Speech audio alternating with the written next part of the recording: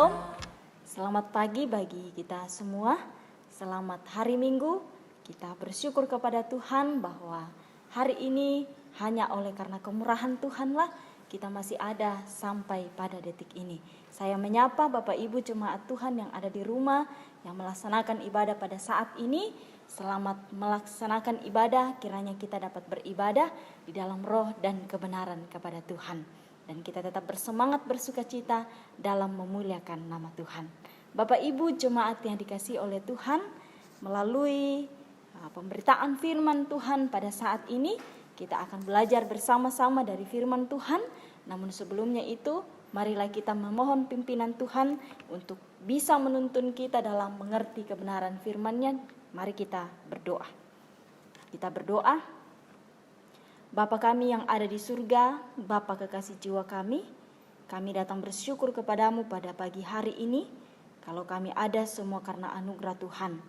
Dan saat ini kesempatan yang baik Tuhan anugerahkan, kami akan kembali merenungkan kebenaran firman Tuhan. Roh Kudus menuntun kami untuk dapat mengerti firman-Mu dengan benar, dan kami melakukannya dalam hidup kami sehari-hari. Di dalam nama Tuhan Yesus Kristus kami datang berdoa dan mengucap syukur. Amin. Oke, baik, mari kita bersama-sama membuka Alkitab kita.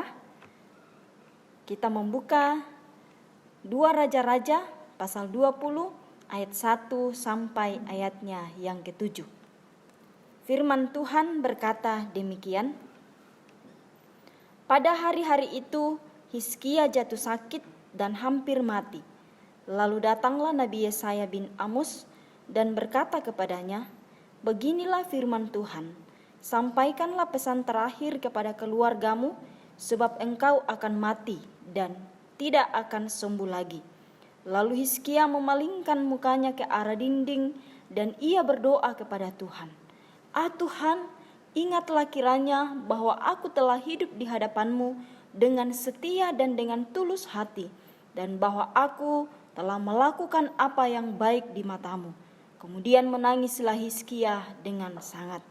Tetapi Yesaya belum lagi keluar dari pelataran tengah, tiba-tiba datanglah firman Tuhan kepadanya, Baliklah dan katakanlah kepada Hizkia raja umatku, beginilah firman Tuhan Allah Daud, bapa leluhurmu, telah aku dengar doamu dan telah aku lihat air matamu. Sesungguhnya aku akan menyembuhkan engkau. Pada hari yang ketiga engkau akan pergi ke rumah Tuhan. Aku akan memperpanjang hidupmu 15 tahun lagi, dan aku akan melepaskan engkau dan kota ini dari tangan Raja Asyur. Aku akan memegari kota ini oleh karena aku dan oleh karena Daud hambaku. Kemudian berkatalah Yesaya, ambillah sebuah kue arah. Lalu orang mengambilnya dan ditaruh pada bara itu, maka sembuhlah ia. Amin atas kebenaran firman Tuhan yang telah kita baca pada saat ini. Bapak Ibu jemaat yang dikasihi oleh Tuhan, melalui kebenaran firman Tuhan yang telah kita baca pada kesempatan hari ini, kita akan belajar di bawah satu tema atau satu pokok renungan, yaitu hidup dalam kemurahan Tuhan. Jemaat yang terkasih dalam Yesus Kristus, para penulis Alkitab baik dalam Perjanjian Lama maupun dalam Perjanjian Baru banyak membicarakan dalam tulisan-tulisan mereka tentang kemurahan Tuhan. Nah, pertanyaannya, apa arti kemurahan Tuhan bagi kita? Kata kemurahan dalam bahasa Yunani yaitu Christotes, yang mana kata ini secara hurufiah diartikan dengan kebaikan dan juga sering diartikan sebagai kemurahan. Karena itu kemurahan Tuhan sama artinya dengan kebaikan Tuhan. Kemurahan Tuhan ini adalah salah satu sifat Tuhan di mana Dia menyatakan kebaikan-kebaikannya kepada makhluk ciptaannya. Seringkali di dalam kehidupan kita mengungkapkan kata kemurahan Tuhan. Contohnya saat kita dalam menghadapi keberhasilan, baik itu sukses karena studi kita, sukses karena pekerjaan kita, bahkan saat kita sembuh dari penyakit, Seringkali kata kemurahan Tuhan ini terucap dari mulut kita. Bahkan dalam kehidupan kita sebagai orang percaya, setiap kali ketika kita menyaksikan kasih Tuhan, kita mengungkapkan kata kemurahan Tuhan ini. Bapak Ibu jemaat yang dikasihi oleh Tuhan, hidup dalam kemurahan Tuhan mengacu kepada segala sesuatu yang kita dapatkan dan yang kita miliki, bahwa itu semua adalah pemberian Tuhan di dalam kehidupan kita, yang sebenarnya kita tidak layak menerimanya, tetapi Tuhan berikan kepada kita. Contoh, kita masih bisa bernafas sampai hari ini. Kita masih ada sampai hari ini. Itu semua karena kemurahan Tuhan. Keselamatan yang kita dapatkan atau hidup kekal yang kita dapatkan bukan karena usaha kita, bukan karena kita melakukannya, tetapi semua karena kemurahan Tuhan. Demikian juga dalam pemenuhan kebutuhan hidup kita sehari-hari. Sebenarnya secara manusia kita tidak sanggup membayarnya, kita tidak sanggup menggapainya, tetapi kita memperolehnya, kita memilikinya semua karena kemurahan Tuhan. Jadi hidup dalam kemurahan Tuhan bukan meniadakan tantangan, namun kita akan menghadapi tantangan bersama dengan Tuhan. Demikian halnya di dalam pembacaan kita pada saat ini. Seorang hamba Tuhan, seorang nabi Tuhan yaitu Hizkia. Dalam nats bacaan kita hari ini, kita melihat bagaimana dia mengalami kemurahan Tuhan di dalam kehidupannya. Bagaimanakah Tuhan menyatakan kemurahannya kepada kita? Mari kita belajar dari kehidupan Hizkia. Yang pertama yang harus kita pelajari dari kehidupan Hizkia, bahwa ketika Hizkia menghadapi masalah yang serius, kemurahan Tuhan dinyatakan bagi kehidupan Hizkia saat menghadapi masalah yang serius. Itu kita bisa lihat dalam ayat 1 sampai ayatnya yang ketiga. Hizkia baru saja memerintah selama 14 tahun sebagai seorang raja. Dan baru saja Hizkia selesai dengan problema dalam menghadapi peperangan melawan Raja Asyur. Itu bisa kita lihat dalam 2 raja-raja dalam pasal sebelumnya. Nah sekarang Hizkia kembali diperhadapkan dengan masalah yang begitu serius. Dalam ayat pertama dalam pembacaan kita tadi bahwa Hizkia mengalami sakit penyakit. Kalau dalam terjemahan bahasa Indonesia sehari-hari, sakit penyakit yang dialami oleh Hizkia yaitu dia mengalami bisul yang sangat membuat kehidupan Hizkia begitu menderita. Bahkan dikatakan bahwa hampir mati. Nah, kabar buruknya lagi, di saat-saat genting yang dihadapi oleh Hizkia, saat penderitaan penyakit yang sedang dihadapi oleh Hizkia, Tuhan mengutus Nabi Yesaya kepada dia.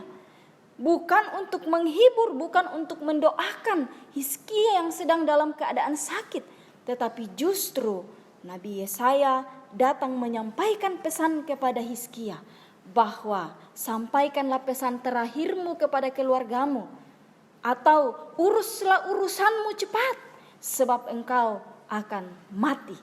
Bapak Ibu jemaat yang dikasihi oleh Tuhan, ungkapan Yesaya ini ibarat vonis dokter ketika kita sedang menghadapi sakit penyakit. Saat kita dalam kondisi seperti yang dialami oleh Hizkia, saat kita sakit, tentu kita mengharapkan bahwa hamba Tuhan atau pendeta kita atau orang lain, orang yang kita andalkan datang kepada kita, menghibur kita, bahkan mendoakan kita supaya kita bisa sembuh dari penyakit kita, supaya kita kuat, supaya kita tidak putus asa. Tetapi apa yang dialami oleh Hizkia, Nabi Yesaya justru datang memberikan kabar buruk bahwa engkau akan segera mati. Bapak Ibu jemaat yang dikasihi oleh Tuhan, yang menjadi pertanyaan bagi kita, di manakah letak kemurahan Tuhan bagi Hizkia saat menghadapi masalah yang serius itu? Dalam ayat 2 sampai ayatnya yang ketiga dalam pembacaan kita. Walaupun Hizkia pada waktu itu sakit dan tidak bisa disembuhkan, ternyata justru dalam keadaan yang sukar itulah membuat Hizkia sadar untuk datang berdoa kepada Tuhan, untuk datang mencari belas kasihan Tuhan dalam keadaan yang dialami oleh Hizkia pada saat itu. Hizkia adalah orang yang beriman kepada Tuhan, tetapi ia juga bukan orang yang sempurna. Itulah sebabnya Tuhan mengizinkan Hizkia mengalami hal seperti itu. Dan di balik semuanya itu, Hizkia menjadi sadar dan kembali mengingat Tuhan, dan dia mengandalkan Tuhan. Dia tidak lagi mengandalkan diri sendiri, dia tidak lagi mengandalkan Nabi Yesaya, mengandalkan orang lain. Tetapi justru di situ dia sadar dan dia berbalik. Bahkan dikatakan bahwa dia datang berdoa kepada Tuhan, memohon belas kasihan Tuhan sampai ia mencucurkan air mata. Bapak Ibu yang sama dikasihi oleh Tuhan, dalam kelemahan yang dialaminya, imannya sedang diuji. Demikian juga Rasul Paulus, di dalam kehidupannya dia mengalami penderitaan, mengalami penganiayaan. Tetapi firman Tuhan datang kepada Paulus demikian, sebab dalam kelemahanlah kuasaku menjadi sempurna. Respon Paulus terhadap pesan Tuhan terhadap dia itu, makanya Paulus mengatakan dalam 2 Korintus pasal 12 ayat 9 sampai ayat 10 bahwa karena itu aku senang dan rela dalam kelemahan, dalam siksaan, di dalam kesukaran, di dalam penganiayaan dan kesesakan oleh karena Kristus. Sebab jika aku lemah, maka aku kuat. Jemaat yang dikasihi oleh Tuhan, Tuhan menyatakan kemurahannya dalam hidup Hizkia ketika menghadapi masalah yang serius, yaitu ia sakit dan hampir mati. Hizkia menjadi sadar untuk mencari belas kasihan Tuhan, menaruh harapannya hanya kepada Tuhan, bukan kepada manusia. Bukankah juga terkadang di dalam kehidupan kita bahwa Tuhan mengizinkan kita berada pada situasi yang sulit justru untuk mengingatkan kita datang padanya dan menyadari bahwa dialah yang berkuasa atas kehidupan kita. Jadi kemurahan Tuhan dinyatakan bagi kehidupan Hizkia saat menghadapi masalah yang serius. Bagian yang kedua yang kita mau lihat, bagaimana Tuhan menyatakan kemurahannya kepada kita. Kita belajar dari kehidupan Hizkia yang kedua, yaitu saat mengalami anugerah Tuhan. Dalam ayat 5 sampai ayatnya yang ke-7. Ayat 2 sampai ayat yang ketiga menjelaskan bahwa Hizkia berpaling ke tembok lalu berdoa dengan tangisan pilu. Hizkia mengalami anugerah Tuhan dengan menjawab doanya itu. Hizkia disembuhkan dari penyakitnya hanya dengan melumatkan buah ara dan mengoleskannya pada bisulnya, pada bagian tubuhnya yang sakit. Bahkan Tuhan memberikan anugerah bonus kepada Hizkia, yaitu umur. Saat itu ketika Hizkia disembuhkan, Tuhan memperpanjang umurnya 15 tahun lagi. Bukankah sebuah anugerah yang terbesar bagi Hizkia yang tadinya sudah divonis mati, lalu akhirnya Tuhan dengan belas kasihannya, karena Hizkia datang dengan sungguh-sungguh kepada dia, akhirnya Tuhan menjawab doanya dan memperpanjang umurnya 15 tahun lagi. Bukan hanya itu, tetapi Tuhan juga melepaskan Hizkia dan rakyatnya dari tangan Raja Asyur dan berjanji untuk melindungi dan memagari kota mereka. Bapak Ibu yang sama dikasihi oleh Tuhan, mengapa doa Hizkia dijawab oleh Tuhan? Karena ia berdoa dengan sungguh-sungguh dalam ayat 3 sampai menangis, mencucurkan air mata. Tuhan mendengar doa Hizkia dan melihat air matanya. Dalam ayatnya yang kelima menjawab doa Hizkia. Bapak Ibu jemaat yang dikasihi oleh Tuhan, berkali-kali Alkitab menghubungkan air mata dan doa. Menangis adalah ekspresi kesedihan dan pergumulan yang dalam. Dalam Mazmur beberapa kali kita menemukan, bahkan pemazmur berdoa demikian, dengarkanlah doaku ya Tuhan, dan berilah telinga kepada teriakku minta tolong. Janganlah berdiam diri melihat air mataku. Dalam Mazmur 39 ayatnya yang ke-12. Hal yang sama dilakukan oleh Tuhan Yesus pada masa ia hidup di dunia ini. Di dalam Ibrani 5 ayat 7 mengatakan, dalam hidupnya sebagai manusia, ia yaitu Yesus telah mempersembahkan doa dan permohonan dengan ratap tangis dan keluhan kepada Dia yaitu Bapanya yang sanggup menyelamatkannya dari maut, dan karena kesalehannya ia telah didengarkan. Bapak Ibu yang sama dikasih oleh Tuhan, teks ini berbicara tentang Yesus yang sedang berdoa di Taman Getsemani.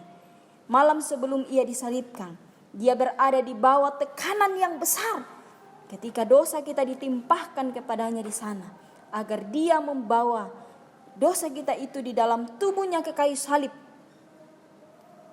agar kita mengalami anugerah keselamatan kekal di dalam Yesus Kristus. Tuhan menyatakan kemurahannya kepada Hizkia karena dia berdoa dengan sungguh-sungguh kepada Tuhan, sehingga Hizkia mengalami anugerah kesembuhan dari Tuhan. Apa yang menjadi pergumulan kita saat ini? Apakah pergumulan yang sedang kita hadapi itu tergolong ringan, tergolong sedang atau berat?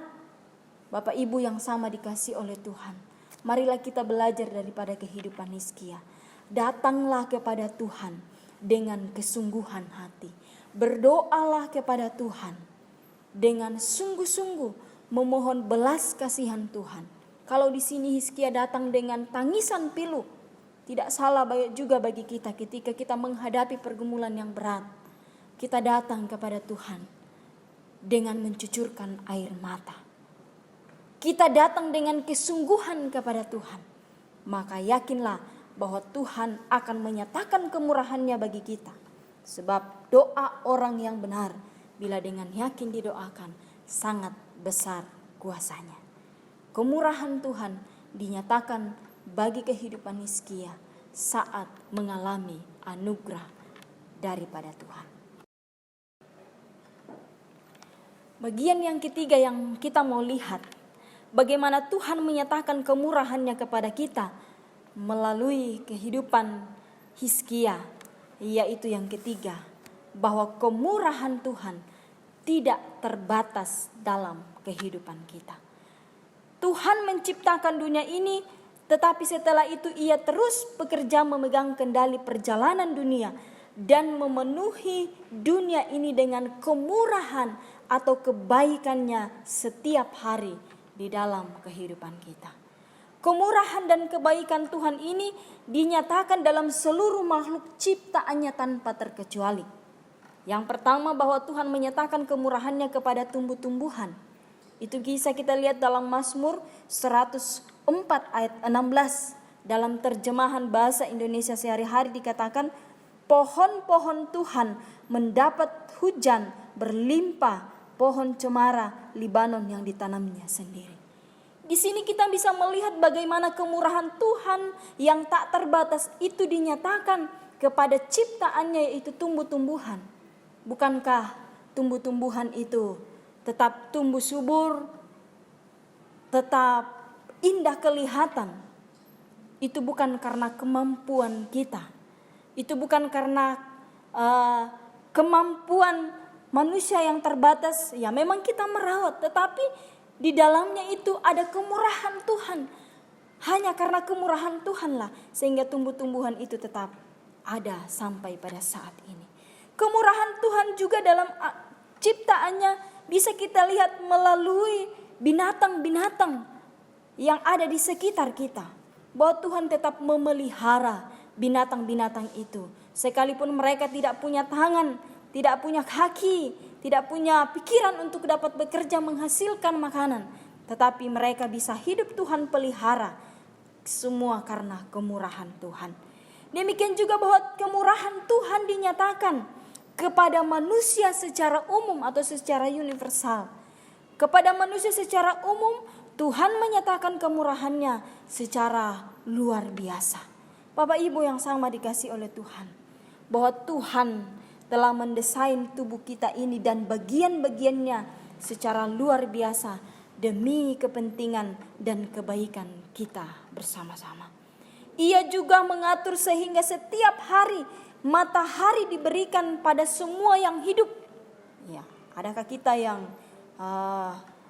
tidak pernah menikmati matahari dalam kehidupan ini?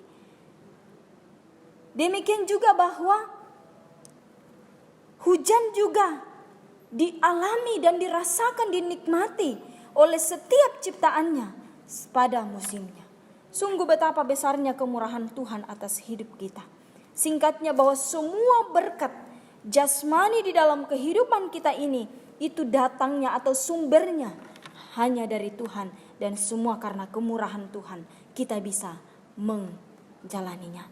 Kesehatan, kecukupan uang, pekerjaan yang diberkati, keluarga, anak-anak, rumah, mobil, dan semua yang kita miliki, semua adalah kemurahan Tuhan bagi kita. Kita tidak bisa menggapainya dengan kekuatan dan kemampuan kita, tetapi semua karena kemurahan Tuhan. Lalu apa di dalam hidup ini yang bukan kemurahan Tuhan? Adakah di antara kita yang bisa menjawab? Apa yang ada di dalam hidup kita ini yang bukan kemurahan Tuhan, yang kita nikmati selain karena kemurahan Tuhan? Tidak ada Bapak Ibu yang sama dikasih oleh Tuhan. Benarlah kata firman Tuhan dalam Kisah Rasul pasal 17 ayat 28 mengatakan, sebab di dalam Dia kita hidup, kita bergerak, kita ada sampai pada saat ini. Tuhan menyatakan kemurahannya kepada orang-orang yang ada, atau kita sebagai ciptaan Tuhan. Secara umum Tuhan menyatakan kemurahannya bagi kita. Dan bukan hanya sampai di situ, kemurahan Tuhan tidak terbatas, juga dinyatakan kepada orang-orang yang percaya atau orang-orang yang menerima Yesus sebagai Tuhan dan Juru Selamat. Bahwa memang sebagai orang-orang yang beriman, kita ini sudah termasuk dalam golongan atau dalam golongan manusia secara umum yang menikmati berkat-berkat Tuhan secara umum. Tetapi sebagai orang beriman, Tuhan juga memberikan sejumlah kemurahannya yang spesial bagi kita. Dan ini tidak bisa dimiliki atau tidak ada pada orang-orang yang di luar Kristus, atau tidak dimiliki oleh orang-orang yang tidak percaya kepada Tuhan. Kemurahan Tuhan untuk orang beriman itu ditandai dengan pemberian yang sifatnya rohani. Lalu apa saja atau apakah kemurahan Tuhan bagi orang yang beriman atau orang yang percaya kepada Yesus Kristus? Yang paling pertama dan utama dan terbesar sudah pasti adalah keselamatan yang kekal yang Tuhan telah berikan kepada kita sebagai orang yang percaya kepada Dia. Dalam Titus pasal 3 ayat 4-7 dikatakan bahwa tetapi ketika nyata kemurahan Allah Juru Selamat kita dan kasih-Nya kepada manusia, pada waktu itu Dia telah menyelamatkan kita bukan karena perbuatan baik yang telah kita lakukan, tetapi karena rahmat-Nya. Dalam ayat 6, yang sudah dilimpahkannya kepada kita oleh Yesus Kristus Juru Selamat kita, supaya kita sebagai orang yang dibenarkan dalam kasih karunia-Nya berhak menerima hidup yang kekal sesuai dengan pengharapan kita. Bapak Ibu yang sama dikasihi oleh Tuhan, bahwa Tuhan menyatakan kemurahan yang spesial bagi orang percaya, yaitu yang pertama dan yang terutama, yaitu kita memperoleh anugerah keselamatan yang kekal di dalam Yesus Kristus. Lalu yang kedua, kemurahan Tuhan yang spesial juga bahwa tersedianya pengampunan bagi kita. Waktu kita percaya dan menerima Yesus sebagai Tuhan dan Juru Selamat pribadi kita, tidak ada yang langsung sempurna. Kita semua masih punya potensi untuk jatuh dalam dosa. Kendati pun demikian, Allah dalam kemurahan-Nya selalu bersedia untuk mengampuni kita. Itu adalah kemurahan Tuhan yang spesial bagi orang-orang yang beriman. Bahkan selain itu juga bahwa kemurahan Tuhan bagi orang-orang yang beriman, yaitu terbukanya kesempatan untuk melayani Tuhan. Kita melayani Tuhan bukan didasarkan pada kehebatan, kecakapan kita, kepintaran dan kemampuan kita. Bila kita bisa melayani Tuhan, itu semua karena kemurahan Tuhan. Jadi jangan sia-siakan kemurahan Tuhan. Jangan sia-siakan kebaikan Tuhan di dalam kehidupan kita. ambil setiap kesempatan yang diberikan Tuhan untuk melayani Dia dan melayani sesama kita sesuai dengan profesi kita masing-masing.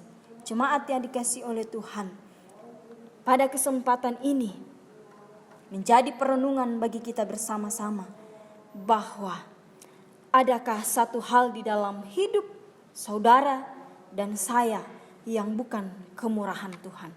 Sekali lagi jawabannya adalah tidak ada. Bahkan setiap hembusan nafas, setiap gerakan tangan, setiap kedipan mata, semuanya itu kita bisa lewati, bisa kita alami, semua karena kemurahan Tuhan. Oleh sebab itu, tidak ada alasan bagi kita untuk mengucap syukur kepada Tuhan karena kita hidup dalam kemurahan Tuhan. Baru saja kita memperingati bagaimana Yesus naik ke surga. Tujuan Yesus naik ke surga yaitu menyediakan tempat bagi kita. Dan Tuhan pergi ke surga, kembali ke surga. Dia berjanji bahwa Dia akan datang kembali menjemput kita sale-salenya. Dan itu adalah satu kemurahan Tuhan yang luar biasa kita alami di dalam kehidupan kita. Bahwa Yesus memberikan jaminan keselamatan bagi setiap orang yang percaya kepadanya. Oleh sebab itu, marilah Bapak Ibu yang sama dikasihi oleh Tuhan. Marilah kita senantiasa menjalani kehidupan kita ini dengan senantiasa bersandar mengandalkan Tuhan dalam kehidupan kita. Karena kita hidup bukan karena kekuatan kita, tetapi semata-mata karena kemurahan Tuhan. Tuhan Yesus memberkati kita. Selamat hari Minggu.